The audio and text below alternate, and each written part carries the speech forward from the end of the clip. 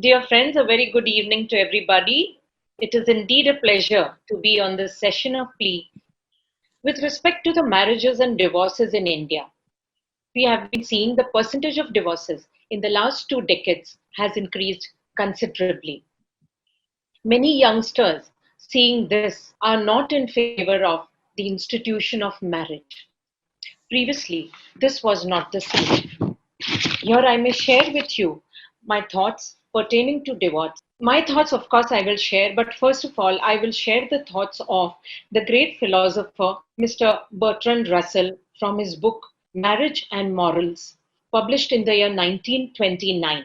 He writes, in the characterizing of a society, whether ancient or modern, there are two elements: one, the economic system, and two, the family system. Further, he writes, the grounds which made divorce desirable are of two kinds. One is the grounds due to defects of one partner, such as insanity, dipsomania, and crime, and the other is other grounds based upon relations of husband and wife. We are finding this is so true in nowadays. Also, we are seeing these two are the major categories. I may share my experiences with you with respect to the matrimonial matters before the establishment of the family courts, when the city courts, civil courts would entertain divorce cases. I remember in the early 80s, there would be hardly any divorce matters which would be filed. In an entire month, there would be hardly one or two matters on board for hearing. The hearing would be held in camera. The parties would be reluctant in filing for divorce and would avoid courts as divorce was considered then a taboo. Thereafter, in the year 1984, the Family Courts Act was passed. However, the establishment started functioning in the late 80s and early 90s. Initially, in the family courts also, there would be very few matters pertaining to divorce and allied matters. However, in the past 2 decades, the Honorable Family Court has been flooded with cases of divorces and other matters. I'm sure you all must be aware of this, and people around you, you must have seen these difficulties arising in a marriage. I would say in the new millennium, the mindset of people has changed drastically.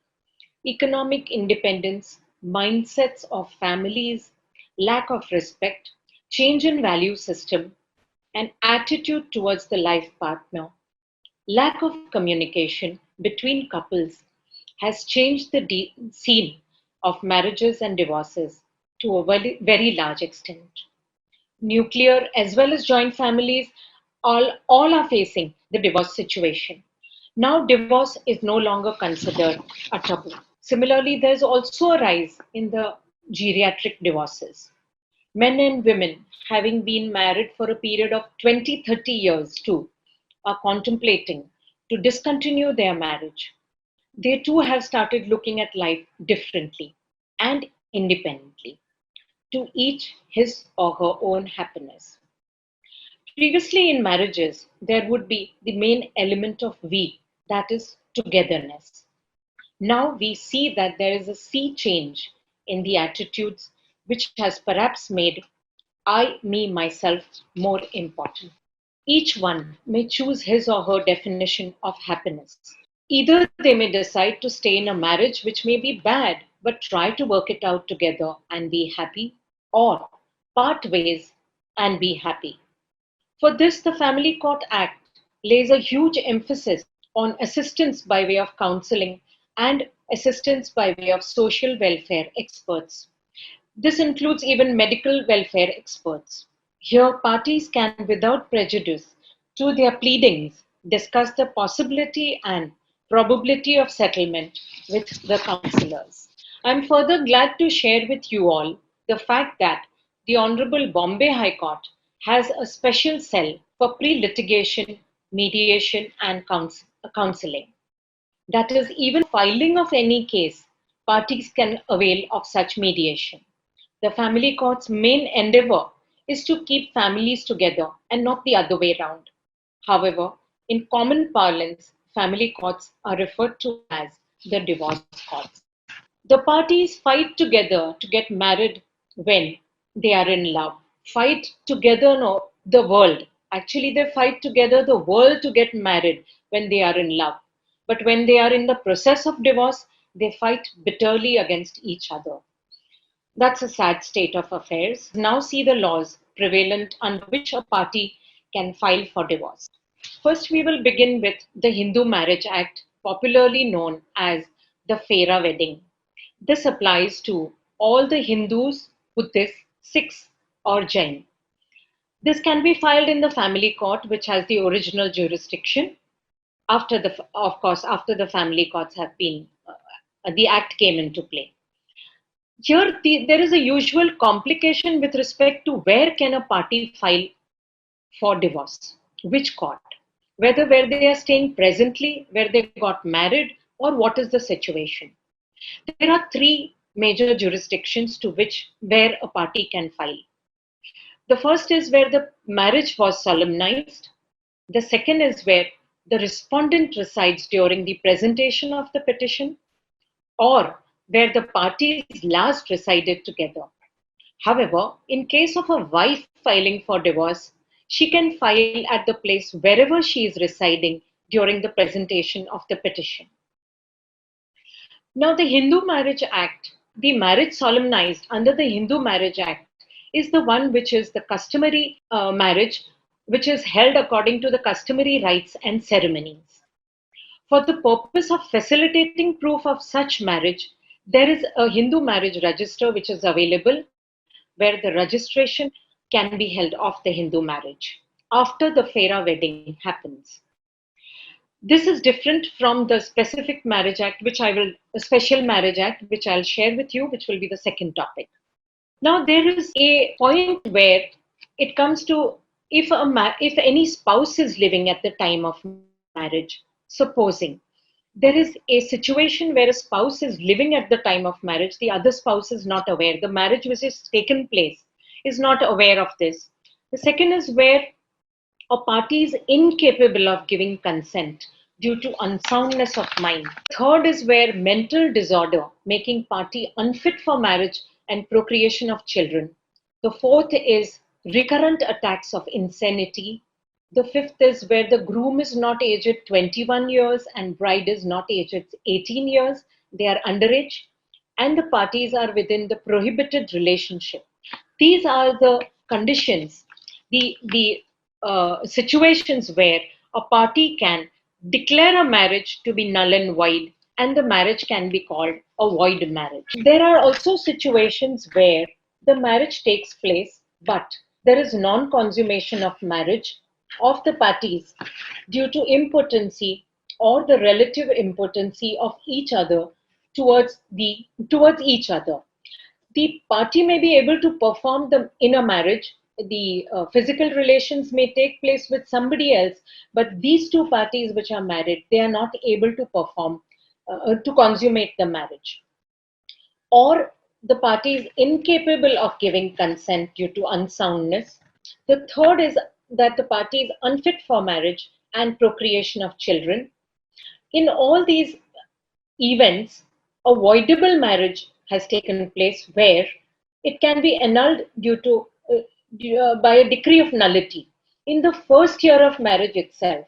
Otherwise, there is a restriction in the Hindu Marriage Act that during the first year of marriage, we cannot file for divorce.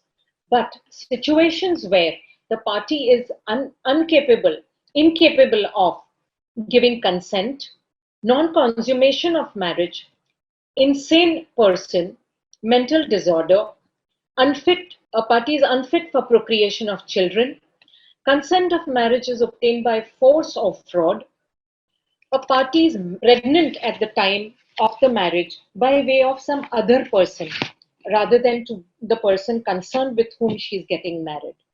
These are the grounds in which in the first year of marriage, the parties can apply for divorce. One party can apply and ask for nullity of the marriage with respect to this voidable marriage. Now let us look at the grounds for divorce. Here, the grounds for divorce in the Hindu Marriage Act and other matrimonial acts are almost similar. Now, the first ground would be if after marriage another party has voluntary sexual intercourse with any person other than the spouse. This is a strong ground for divorce. The second one is if a party has treated the other party with cruelty. Cruelty has a very wide definition. There is actually no definition given by the Act. Cruelty has been enhanced in definition by way of many judgments by the Supreme Court. There is no straitjacket formula here, and there can be just a willful neglect, indifference towards the spouse, and the person can apply for divorce on the grounds of cruelty, mental as well as physical. There can be insults, humiliation, drawing of sadistic pleasures at the discomfort of the other. There is no uniform standard laid for the specific ground of cruelty. Physical mental cruelty, intentional or unintentional, depends on socio-economic conditions and the strata and the culture of the society. Human values, educational standards, temperaments are all grounds which lead to the ground of cruelty. If there is a disparity in these two things, there can be a ground of cruelty which can come into play. In fact, I would like to read a paragraph from one of the very famous judgments where the Supreme Court has laid down the definition of cruelty. Cruelty, it is enough that conduct of one of the parties is so abnormal and below accepted norm that other spouse could not reasonably be expected to put up with it. Conduct is no longer required to be so atrociously abdominal, which would cause reasonable apprehension that it would be harmful or injurious to continue cohabitation with the other spouse. It does not necessarily require to establish physical violence. Continued ill treatment, cessation of marital intercourse, studied neglect, indifference may lead to inference of cruelty. This is what the Supreme Court says. It need not be a specific ground, but the cruelty itself can be in so many ways that depending on the socio-economic strata of the societies of both the parties. One other judgment also lays down these facts where it comes from where parties had an unhappy relationship from the very beginning of their married life. Respondent wife appeared to have been unwilling to live with the appellant husband from the start. There has been many quarrels, accusations, and counter-accusation. Respondent wife had left the matrimonial home, and husband's petition for divorce was granted for cruelty. False police complaints and consequent loss of reputation and standing in society at the instance of one spouse held would amount to cruelty. There is also another thing for mental cruelty, held as to be assessed bearing in mind that social status of parties, their customs and traditions, their educational level and the environment in which they live will be considered. This makes it very wide a definition which considers physical as well as mental abuse also a part of it. The third ground is desertion. Desertion for a continuous period of 2 years. A spouse deserting the other spouse for a continuous period of 2 years without his or her consent will amount to desertion. The fourth ground is that one of the parties has ceased to be a Hindu and by way of conversion to another religion.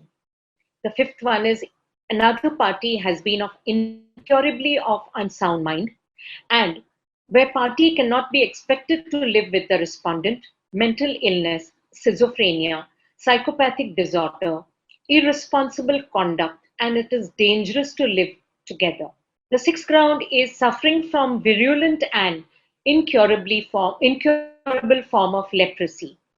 The other one has been suffering from venereal disease in a communicable form. The other one has renounced the world by entering any religious order. If a party is not heard for being alive for 7 or more years also is a ground for divorce. There are further grounds where sometimes the parties file for judicial separation.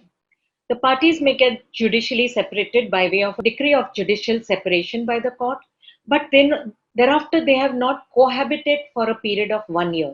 This also becomes a ground for divorce. There is one more ground, which is if there is a restitution of conjugal rights for a period of 1 year, if they do not stay together despite the decree of restitution, this becomes a ground for divorce. If there is a remarriage of a party despite being in the first marriage, it's a ground for divorce.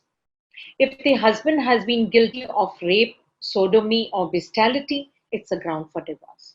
If under any provision of any act, maintenance has been granted and has not been paid, this becomes to a ground for divorce. However, when a contested matter for divorce is filed on any of these grounds, it can be converted into a mutual consent petition at any stage of the litigation. This, I think, many of the people are not aware, and therefore the litigation keeps on protracting for years together. Now we shall come to the part where divorce by mutual consent is. Divorce by mutual consent engages 1 year separation of the parties. After 1 year separation, when they file for divorce, 6 months period, they have to have this statutory and mandatory not staying together. And then the consent of marriage, divorce should continue for mutual consent. Such petitions are entertained by courts even now during the corona cases, where mutual consent divorces are entertained whenever the party is required to. For filing of the contested matters, there is some difficulty, but for non-contested matters, the family court is open at any. As I've shared with you, no petition can be filed or presented for divorce in the first year of marriage, except the points which I had discussed. Now, there can be a case where the couple shifts to a country, marries and shifts to a country out of India and resides there for a fairly long period. They can file for divorce in the foreign court if they adopt that jurisdiction. The parties who have married in India and are NRIs residing outside India, if their marriage is in difficulty and one party comes back to India, the divorce proceedings can be filed in India too. Or if they decide to adopt the jurisdiction, both of them decide to adopt the jurisdiction of the foreign country where they have resided for a fairly long time, which I had shared with you, same thing, they can adopt that jurisdiction also. With respect to prenuptial agreements, in India, prenuptial agreements are not valid. However, Indians residing abroad or one party is a foreign national, prenups are being drawn up in those countries where prenups are. There can be a case where even from they can file for divorce in the foreign NRIs residing out that country, foreign country where they have resided. With respect to prenup or one party is a foreign national, prepared even from India has community assets, ancestral assets, income-wise, wealth-wise, all the entirely. And these, I think, prenups should be made easier for all the parties concerned. And prenups are really, really helpful to the parties as well as the family concerned, where the family properties can also be looked into in the prenups. Now, shall we go to the Special Marriage Act, the second one, the Special Marriage Act 1954, popularly known as the Registered Marriage. Wherever a party says, "Oh, I have had a registered marriage," it's basically it is under the Special Marriage Act.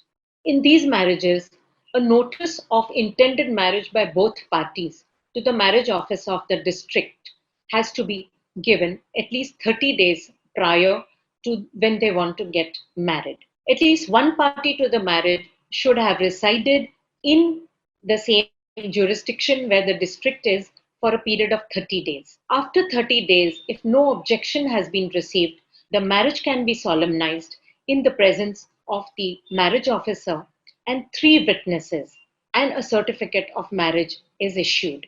Now, here the points with respect to grounds for divorce we will take, but this will be, I'll take it very shortly because I have discussed this in the Hindu Marriage Act. The grounds for divorce will be, these petitions can be filed in the family court. First, voluntary sexual intercourse with any person other than the spouse. Second, desertion for a period of 2 years without reasonable cause, without consent, and a willful neglect. C, undergoing sentence of imprisonment for 7 years. D will be cruelty. Cruelty again, mental, physical, mental abuses, emotional abuses, all this will form a part of it. E will be incurably of unsound mind, reasonably cannot be expected to live together. And mental disorder includes psychopathic disorder, which is irresponsible conduct of any party. The other one is venereal diseases in a communicable form. Then comes leprosy is the ground. Not being heard of to be alive for a period of 7 years. If the husband is guilty of rape, sodomy, or bestiality, again, this is a ground. If the person concerned has not paid maintenance awarded in the Hindu Adoption and Maintenance Act or under the 125 CRPC, after expiry of 1 year of defaulting, divorce can be filed. If there is a decree of judicial separation and there is no resumption of cohabitation for a period of 1 year, again the divorce can be filed. Decree of restitution of conjugal rights has been passed for them to reside together, but there is no resumption of cohabitation for 1 year after the decree having been passed. Same thing, they can file for divorce. Now we come to the point of divorce by mutual consent. Similarly, as in the Hindu Marriage Act, they have to live separately for a period of 1 year and thereafter file for divorce. And after presentation of the petition, they have to reside separately for 6 months. And then, on the court being satisfied, court can pass a decree declaring the marriage to be dissolved. There is here in Special Marriage Act 2, there is a restriction on petitions for divorce to be filed during the first year. With respect to null and void marriages, decree of nullity can be passed amongst all other grounds which are stated in the Hindu Marriage Act if a party is impotent at the time of marriage and at the time continues to be so at the time of institution of the suit. This will be the decree for nullity. Marriage will also be annulled by a decree of nullity. Voidable marriages where the marriage has not been consummated due to willful refusal of a party or the respondent has been pregnant at the time of marriage. These type of cases can be filed in the first year of marriage. Consent of a party is obtained by way of coercion or fraud. They can file in the first year of marriage. Now, in the first year of marriage, divorce cannot be filed, which I have made it clear. It can be filed only by if there is a null and void marriage or a voidable. Shall we go to the third act now, which is the Foreign Marriage Act 1969. This is an act which was made relating to marriages abroad where one of the party alone is a citizen of India. These marriages can be solemnized under this act or before the marriage officer in a foreign country. So this is very clear where one party alone is an Indian citizen, marriage can be solemnized by or before a marriage officer in a foreign country under the Foreign Marriage Act 1969. This too has a notice period of 30 days, intended marriage and objections if any. No objections come in, the parties will get married after the period of 30 days is over. Similar to the procedure to Special Marriage Act, there will be 3 witnesses and parties to register the marriage will be before the marriage officer.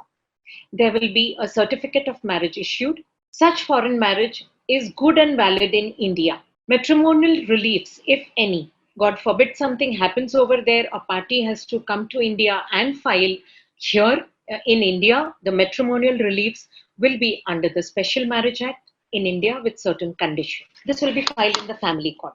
Let us go to the fourth act now, shall we? The Parsi Marriage and Divorce Act 1936. This can be filed only in the High Court, which is called the Parsi Chief Matrimonial Courts, that being the High Court.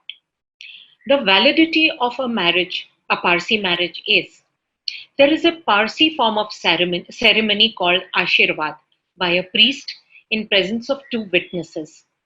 The marriage needs to be registered and certificate needs to be issued. However, if something goes wrong, the divorce can be filed only in the high courts or the Parsi chief matrimonial courts. The judge of such matrimonial court will be aided by 5 delegates of the Parsi community, which is called the jury in cases of trial. In cases where there are only interlocutory applications, now when you file for divorce in the Bombay High Court, supposing we take the Bombay High Court, the Parsi Chief Matrimonial Court, we file for divorce, a party files for divorce. However, there are interim applications which can be heard with respect to maintenance, access of children, visitation rights, etc. For this, you do not require a jury. These interlocutory applications can be heard by the single judge of the court, the High Court, of course. When there is a trial, that is, when there is evidence, recorded evidence happening, etc., there will be the jury, which is of 5 delegates, majorly of all of them of the Parsi community. Now I shall enhance the grounds of divorce over here. The first one is the marriage is not consummated within a period of 1 year due to refusal of the other party. The second one is the defendant at the time of marriage was of unsound mind, which continues till the date of the suit.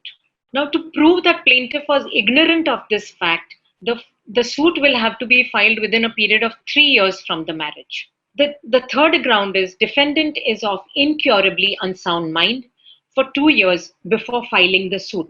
Mental disorder that the plaintiff cannot be expected to live together. And the defendant suffers from mental disorder, such as it may be schizophrenia, it may be a psychopathic disorder, etc.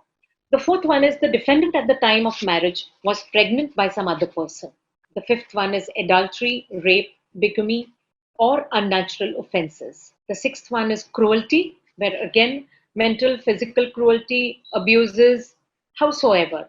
One can describe cruelty in lot many ways. The next one is defendant has caused grievous hurt to plaintiff or has infected plaintiff with venereal disease, or where defendant is the husband, has submitted to prostitution, submitted the wife to prostitution. The next one is desertion for a continuous period of 2 years. The next one is undergoing sentence of 7 years imprisonment. Any party is undergoing that.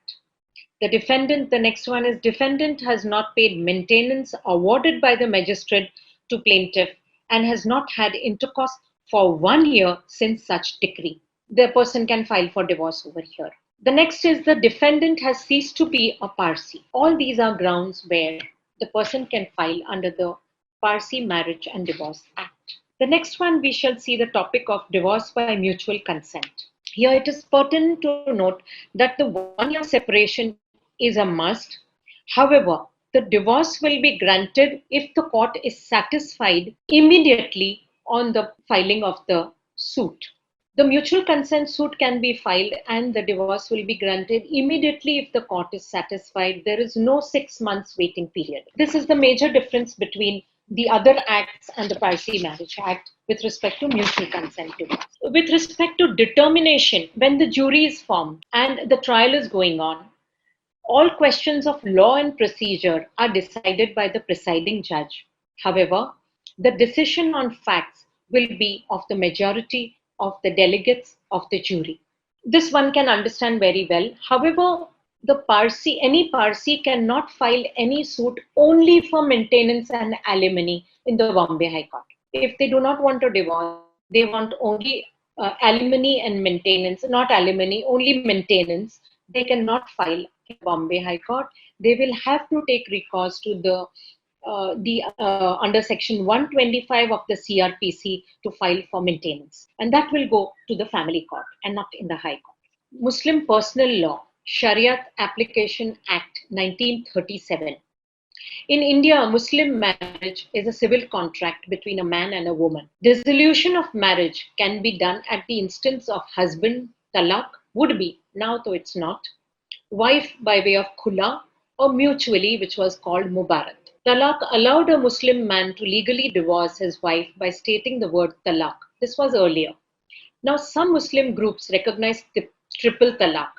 However, on 22nd August 2017, the Supreme Court of India deemed instant triple talaq unconstitutional. In the year 2019, the Parliament of India made triple talaq a criminal offense. The police can arrest the man without a warrant if the woman complains that a triple talaq has been pronounced and it can become a cognizable offense. The husband will be not granted bail until and unless the wife agrees to it and is consulted about the same.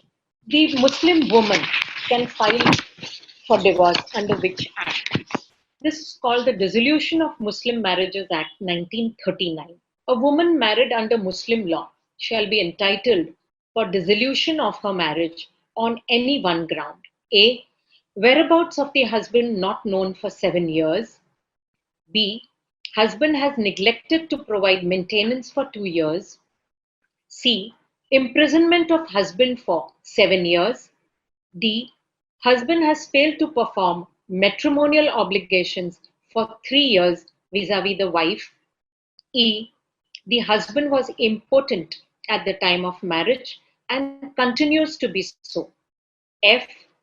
The party is insane for a period of 2 years or is suffering from leprosy or virulent venereal disease. He suffers from this. Now, in this, the Special Marriage Act and Hindu Marriage Act, these 3 points have been bifurcated. Whereas in this Muslim Marriage Act, we have all these 3 points put together in one.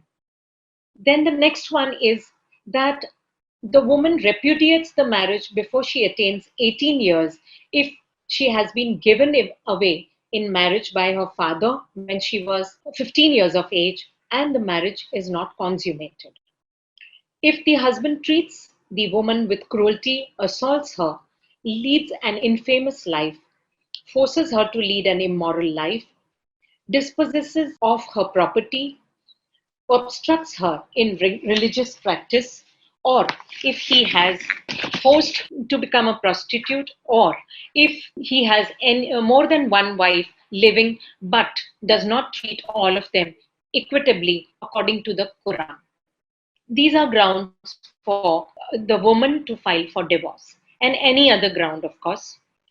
Conversion of faith does not automatically operate to dissolve the marriage in such kind of marriages. This too can also be filed in the family court. We shall now go to the sixth act, which is the Divorce Act 1869, previously known as the Indian Divorce Act. This is for the parties professing the Christian religion. This too can be filed in the family court. Here the grounds for dissolution of marriage are the petition to be presented to the district court will have these grounds, one of these grounds. The first one is adultery. Second is if the party ceases to be a Catholic Christian by conversion to other religion. Next one, that the party has been of an incurably unsound mind prior to presentation of the petition. D, that the party has been suffering from a virulent and incurable form of leprosy prior to presentation of the petition. E, the party has been suffering from venereal disease in a communicable form prior to presentation of the petition. Next one, the party has not been heard of being alive for 7 years. The party has willfully refused to consummate the marriage and the marriage has not been consummated. The next one is the party has failed to comply with the decree of restitution of conjugal rights for a period of 2 years and there is desertion for 2 years. The next one is the party has treated the other party with cruelty to cause reasonable apprehension in the mind that it is injurious and harmful to live with the respondent. Any additional ground, and the additional ground for the wife here is that the husband has been guilty of rape, sodomy, bestiality on her. Now, in this, there is a difference between the period for filing a mutual consent divorce. Now, in the Divorce Act, dissolution of marriage by mutual consent, the parties should have lived separately for 2 years before filing of the petition. In every other matter, every other act, there is a party separately living for 1 year. This is for a period of 2 years. And then after filing of the petition, 6 months they have to reside separately and then approach the court. In this, when a petition is filed on the ground of adultery, the adulterer or adulteress has to be added as the correspondent. Now, grounds for decree of nullity. The respondent, if he or she is impotent at the time of marriage and at the time of institution of the suit, the other party may ask for decree of nullity. Either party, if is a lunatic or idiot at the time of marriage, they can ask for decree of nullity. The former husband or wife of either party was living and earlier marriage was in force, they can ask for decree of nullity. And the last ground is consent of either party was obtained by fraud or force. Then also the parties can ask for decree of nullity.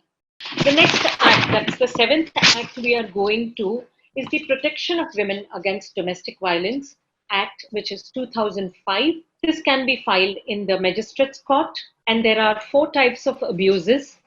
It's not physical violence only, though it says domestic violence. Violence is not only physical. There are 4 types which the Act has described. The first one is mental or physical abuse. The second one is sexual abuse. That is in a similar way of desertion.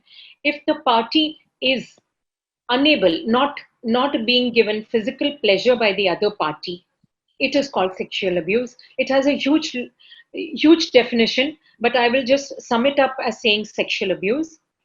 The third one is verbal or emotional abuse. Even physical, mental need not be the ground. It may not be sexual. It may be just verbal and emotional abuse, which is a ground for filing of protection under the Domestic Violence Act. And the last one is economic abuse. Now, protection officers are appointed to take care of the aggrieved person or the complainant. Protection orders are passed by the magistrate's courts. There are residence orders passed, monetary reliefs are granted, custody orders are passed, and compensation orders are passed. So for a period of, supposing there is a period of 4 years where this woman has been suffering. If this woman has been suffering in this respect, she may ask for compensation orders saying that this is what I was hurt, this is what I was not given money, etc. And quantify the amount of compensation and seek compensation from the magistrate's court. Police complaints can be filed in such kind of matters, in any kind of matters, which is called an NC, or it can be, supposing it's a very grave offense, there can be an FIR where physical abuses are there. For protection and police support, a woman can dial 103 and the police will be at her doorstep to help her in case of any of the abuse of these kinds. I shall now go to the 8th Act, which is the major act, the Family Courts Act 1984. Now, this act is an act to provide for the establishments of family courts with a view to promote conciliation in and secure speedy settlement of disputes relating to marriage and family affairs, and for matters connected therewith. Suits and proceedings of the following nature can be filed. 1. Between parties to marriage for decree of nullity, restitution of conjugal rights, judicial separation or divorce. The second one is for declaration as to validity of a marriage. C. With respect to property of parties. D. An order or injunction in circumstances arising out of marital relationships.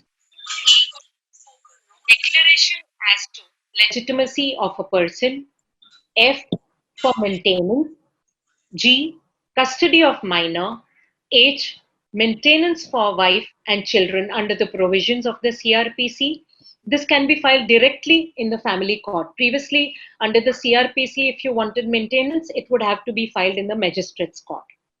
And for any other jurisdiction conferred on this court.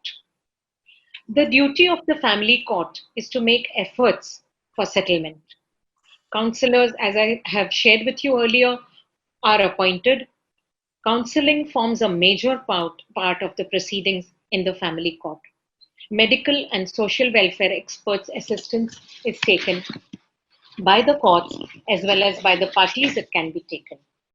Now, these are the acts which we have seen today, and tomorrow we will be seeing the provisions with respect to and other acts with respect to the maintenance and the custody, maintenance of spouse and children, and custody as well.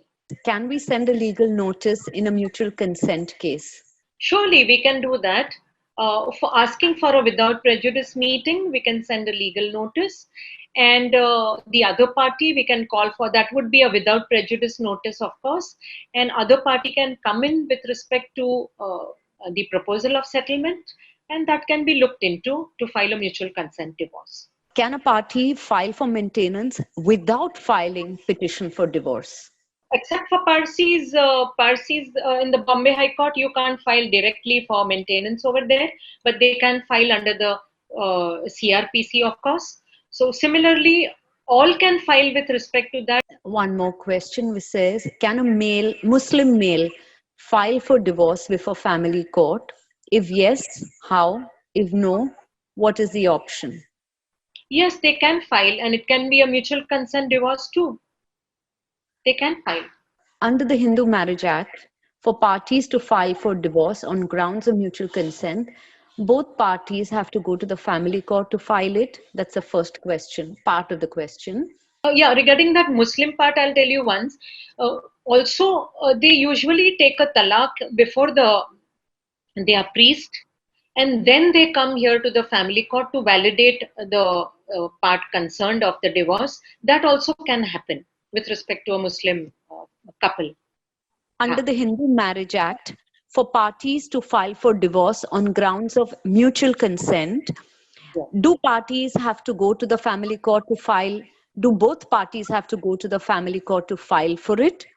And B part is, before filing for this divorce, do both parties have to stay apart for 1 year? Is that a good enough ground? But yes, both parties physically have to be present, get themselves verified. But during this corona times, of course, the parties, if we comply with the Aadhaar card, etc., formalities for identification, the courts are allowing counseling by video conferencing, etc., and verification too. Okay. If parties have stayed apart for 1 year already before filing for mutual consent, after filing under mutual consent, is the 6 months cooling period compulsory? Yes, it is statutory period and it is mandatory, except that in a few cases, not few, I should say 1 or 2 stray cases, where the other party was suffering from a disease which was a terminal illness. The court has considered that and granted divorce before the period of 6 months. And typically, how long does the paperwork take before filing? Just the person is asking For filing? Yes, for filing the paperwork under mutual consent, typically how long does it take? Yes. Well, if the terms are agreed upon by both the parties and the details are given to the advocate can file, I think, within a period of 5 days or so, and on approval, file it finally before the court. And the court will take a little time to check it. But if sometimes the parties come from abroad and they file it here and then they have to fly on the same day, etc. So what they do is they apply for urgency, and on the same day, one can get the counseling and verification done. That can be a way out too. Could you please elaborate on the irretrievable breakdown of marriage as a ground for divorce and the ways to prove it? No, irretrievable breakdown is not a ground for divorce in the Act. However, when the substratum of the marriage has gone, that may have gone in many cases. It's a dead marriage. Only the Supreme Court can look into it. And if by way of that you are reaching that stage and Supreme Court looks into it, under the provisions of the Constitution, the court can or may grant a divorce. The Supreme Court can. But here, under the Act, we cannot file any petition on those grounds. Have there been cases where prenups have been allowed to some extent by the family court in India under the Indian Contract Act, especially as regards property distribution, since otherwise prenups are not valid or legal under Hindu marriages? No, it is not allowed at all. The Contract Act, howsoever it may apply, but it doesn't apply with respect to, in family courts, prenups is not allowed. In Hindu Marriage Act or any other act, prenups are not allowed. at all. They are not legal, they are not valid. What is the difference between an NC and an FIR? An NC is a non-cognizable offense which is being taken up by the police, where you say just now itself you may not require action, but this is an information which I'm giving you, which when I require, or you find out by way of, you want the person to be called upon and an inquiry to be held in a casual way, the police can do that. It is a non-cognizable offense which is being registered by the police. That is an NC. And an FIR is the first information report where an offense has taken place and an FIR is lodged in 498A petitions, 498A matters. Those can be registered. Which court has the jurisdiction to deal with Muslim women filing a case for divorce? Family court. The procedure for divorce for a man who is a Muslim, is it the same what you had stated earlier, that first Shariat and then you come to the family court? Yes. For divorce cases, can a party file for a divorce through a power of attorney if one of them resides overseas? Yes, they can file, but the person will have to verify the power of attorney by way of video conferencing, etc., which is mandatory. The process is set by the family court, and those will have to be taken care, and petitions can be filed by way of power of attorney. If the husband has filed a divorce petition and is not allowing the wife and child to live with him, if a woman is educated but has not been working after marriage, can she still get maintenance from a husband who has abandoned her and wants a divorce? Yeah, surely, but there are many layers to it, I would say. Whether she is capable and she's able to earn. There's one question is, can we obtain a divorce during the pandemic? Yes, the courts are taking by way of email. There is a specific email where your pleadings can be filed, and urgency can be shown, and matters can be taken up. For a Muslim divorce, what if the wife is not ready to divorce? What is the option? The husband files for a divorce. The wife does not want to grant him the divorce. What happens? It's a contested one. There is a girl is asking, my client has filed DV, and in counterclaim, husband has filed divorce on ground of cruelty. No matter, wife has won the matter and proved that she has not done cruelty. Then the husband has filed an appeal in High Court for divorce. Appeal is accepted by High Court. Before lockdown, both the party is now agreed for mutual divorce and lockdown has started. So how do they go? You can approach the High Court. You can approach the High Court. There is no need for any urgency. Regular matters are also taken up, and you can share these details with the Bombay High Court as well as with the family court, and this matter can be sorted out.